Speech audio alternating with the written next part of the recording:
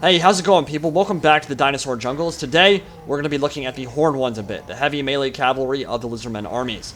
Horned Ones are a very fast subspecies of Cold Ones, and in Total War Warhammer 2, they're designed to be a bit tankier than traditional shot cavalry and can last longer in prolonged melee fights. They're incredibly expensive at 1,500 gold, so the question I'll be looking to answer today is, are they worth the price, and should you be including them in your armies? So my build has 3 Horned Ones and a unit of Cold Ones, Skink Meat Shields in the front, Saurus Warriors with Shields is my mainline infantry, and a Slann Mage Priest with the Lore of Light. You can probably already tell I'm not going for the meta right now. Regular Slann aren't terrible, but they aren't exactly a top-tier choice either. But my Chameleon Skinks are also in the front with their poison melee attacks and their poison blowpipes. They'll be doing some work for me, a little bit of skirmishing in the early stages of this game.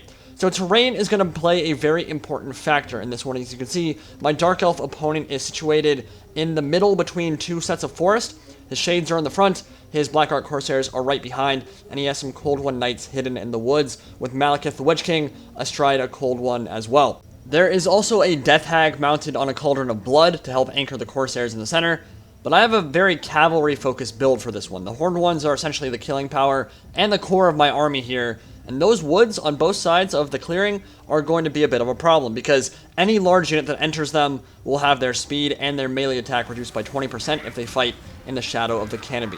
Nice little chill wind there to do a bit of damage to the Chameleon Skinks in the front, and my Skinks are going into melee. So I'm basically going to have to take cav engagements in the woods, which is really not where cavalry is going to thrive, because again, they're going to get that 20% debuff on speed and melee attack. But when they get their charge directly into a bunch of Dark Riders, Horned Ones are going to rip that up without any problems whatsoever. And they have 76 move speed, which is 10 better than normal Cold Ones, allowing them to do stuff like that, disengaging and slamming into the back of some unprepared Black Art Corsairs. Very high weapon strength of 52, 35 armor piercing damage, 105 armor, and 40 melee attacks. They're designed to brawl and hit really, really hard. Where they suffer a bit is in their low melee defense of 26, which is where Faw's Protection from the Lore of Light comes in. Low cooldown spell, which will give them a nice boost to armor and melee defense, as we saw a Shem's Burning Gaze blast across the battlefield and hit that Death Hag square in the face. Now, the Dark Elf Cold Ones did a very good job of overlapping this engagement. After the Horned Ones got their hammer and anvil off, Cold Ones got a nice charge into the Horned Ones, and now they're suffering a bit in prolonged melee, although normally that would go pretty well for them. The bonus versus large for the Cold Ones over time will go pretty nicely for the Dark Elves, and here I actually got caught out. I didn't have foliage turned off for this battle until like halfway through. I realized, and I was like, crap, I can't actually see in the canopy, and he got a really nice ambush off on some of my cavalry units, and so one of my Cold Ones did get caught out, and that one is probably going to get destroyed, but I did sneak one Horned One unit into the back lines here, and this is where they're really going to thrive, where they can get an amazing hammer and anvil off into the back of the, well, in this case, I was going for the Reaper Bolt Thrower crew, and then I was like, no, there's more important engagements going on. I'm going to go for the big infantry blob, and so they're going to get a nice rear charge into the back of some Black Art Corsairs just as Murderous Prowess procs, and now I have to worry about this Death Hag and the Altar of Cain. So I have 2 poison or Chameleon Skinks poisoning the Death Hag right now. And that poison debuff is going to be so important. It's going to lower the AP damage of that Altar of Cain by 20%. It'll lower its weapon damage by 20% and slow it down by 24% speed. So that debuff is incredibly good, especially on something big like the Altar of Cain. And I'll plunk away at the HP. They don't do a lot of damage, only 23 missile damage, and not a lot of AP on it either, as another Shem's Burning Gaze smacks it in the face. So I'm doing everything I can to get the Altar of Cain off the field because it's anchoring the Dark Elf line very well, and it's just one of those centerpiece units that you really just need to get rid of as soon as possible. So everything I can, I'm throwing into it, trying to get it off the field, and I'm doing a good job of focusing it down right now. You can see the HP dropping very quickly. Banishment going off in the woods on some of the Shades, and yeah, you can see one of my Cold One units did get slaughtered by the Dark Elf Cold Ones. Now the Slann Mage Priest is moving up, trying to get into melee a bit here and actually start casting some of those direct damage spells from the Blood Statue out of Spite. It only costs 41 gold to bring that, and it gives you 4 direct damage charges for use on enemy units. Pretty much a no-brainer to bring, even though it doesn't do massive amounts of damage, just a very cost-effective item. There was a Doom Bolt from Malekith that just landed on the Slann Mage Priest, and I'm pulling out, and I also brought the Aura of Quetzal, which really ups the Slann Mage Priest survivability, grants plus 27 melee defense and plus 30 armor for almost 50 seconds, so you really want to bring that, and that is the Shield of the Old Ones, which is going to allow my army to take a lot more damage from magic. It gives you 44% magic resistance, so pretty important there as well. And the Death Hag actually did rout into a bunch of my Saurus warriors. I'm trying to take it down. It only has 9 HP left. Need to make sure that thing doesn't come back just because it's aura and the fact that it causes terror.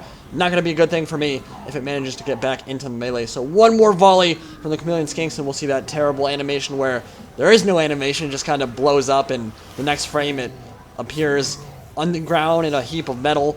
But whatever. Yeah, I probably need some work there. But the battle is going interestingly right now. Horned ones are in melee, and they are doing a lot of damage to these Black Art Corsairs. But ideally, I would love to be getting Hammer and Animals off with them right now. You still want to Cycle Charge, even though they are considered melee cav. Problem is that Horned ones rampage, and that rampage is not ideal for a unit that costs that much money. 1,500 gold for a unit that you lose control of after it gets past 50% HP, really not necessarily ideal. And I mean, they're racking up the kills right now, no question about that, but the fact that you can lose control of a unit that costs 1,500 gold, and it could go into something else that, oh wow, that was really cool animation from Malekith as the cold one smacks a bunch, oh, those Chameleon Skinks, those poor Chameleon Skinks. Wow, they're getting torn up in the back. But the fact that you can lose control of Horned ones when they cost that much gold, it's one of those things where I think, even though it makes sense from a lore perspective, from a gameplay perspective, and a pricing perspective, maybe that does need to be looked at a bit. Because, same thing with Dreadknights, like, they're the elite cavalry of the Lizardmen and the Dark Elves. I'm not sure that you should be losing control of them that easily, you know? And that might be a good way to differentiate them a bit more from the lower tier cold ones, making it a little bit harder for them to rampage. But we'll talk more about that as we get further into the battle, maybe after it. So, right now, the cold one knights for the Dark Elves are hunting down the Slann Mage Priest from the Lore of Light, who's trying to get away. I think it probably does count as a large entity. I'm not 100% sure about that, but it's a big, bloated toad frog man, so I assume he counts as large on top of his floating palanquin. Malekith is doing a good job tying down the Chameleon Skinks, although, honestly, they're kind of doing a good job of just being chaff right now and making it so that Malekith doesn't actually engage important stuff, like the Slann Mage Priest, who's throwing lots of Shem's Burning Gazes his way, and only a couple more of those could be enough to bring down the Witch King, which could completely change the complexion and outlook of this game. We're going to get another direct damage cast from the Mage Priest, which should hopefully be enough to take down these cold ones. As he gets into melee, starts blasting them with his telekinesis and his psychic energies. Cold ones are fighting in the woods right now. Shield of the old ones is down. Cold ones beginning to rampage. And there aren't a lot of Horned ones left on the field. They're very, very low at this point. That was a big wind blast. Big spiteful conjuration from Malekith. Another Shem's Burning Gaze, getting him very, very low at this point. And this is one of those games where the death of a general could completely change how the battle's going for either side. It's very close right now. Balance bar a little bit in the Dark Elves' favor, but those Horned ones still doing what they can. With their very high melee attack, very high armor, they have stayed in prolonged melee for much longer than you would expect a cav unit would be able to. Slann Mage Priest being hunted down by the rampaging cold ones, not very many of them left, and Malekith really does need to get into the Mage Priest. I'm not really sure. I guess he's staying away, but honestly, melee is probably the best place for him at this point, so he can't get sniped from long range by the magic missiles. Everything's getting committed now. Chameleon Skinks will poison debuff Malekith and make him do a lot less damage. And remember that the Aura of Quetzal is also on the field, so that plus armor and plus melee defense for the Mage Priest will keep him a lot tankier. And he also has Cold-Blooded, so he can heal. He's getting out of melee there.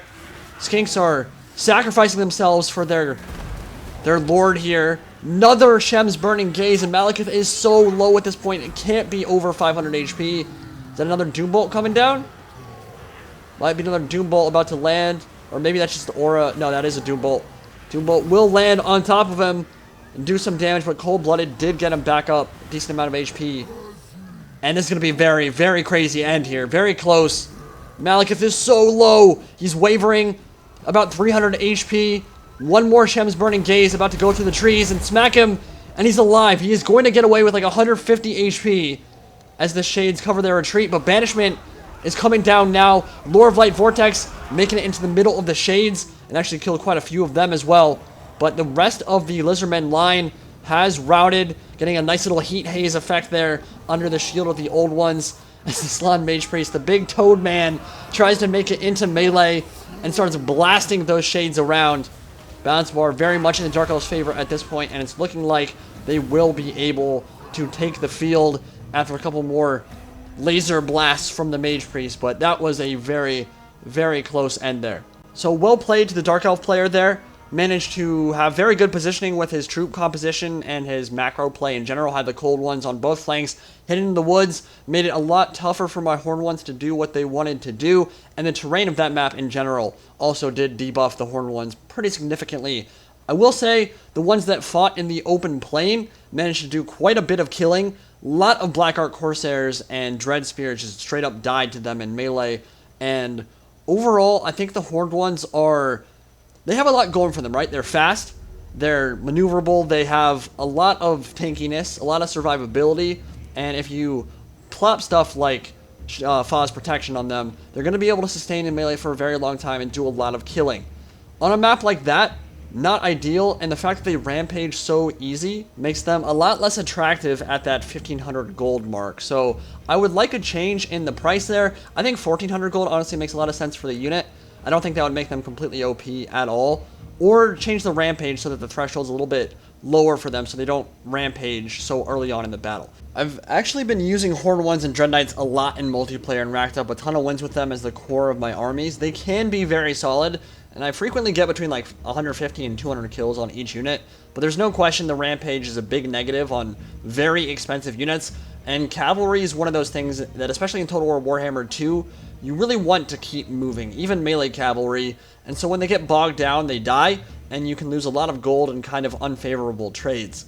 Ever since Shogun 2 and the introduction of Katana Cavalry, I've loved using melee cav cores, and I think it can be viable to an extent even in this game, although nets and armor piercing and all these strong halberds in game 2, a lot of other counters, can make it quite a risky investment. But yeah, I think the pricing on the upper end of the Dark Elf and Lizardmen Cavalry could use a teeny bit of tweaking. I think maybe 50 to 100 gold less on Dreadknights and the Horned Ones if you want to keep them the same stats and keep Rampage the same wouldn't be the worst thing ever, but I'm interested to hear what you guys have to say about that. It can be pretty challenging to make them pay for themselves as awesome as they can be.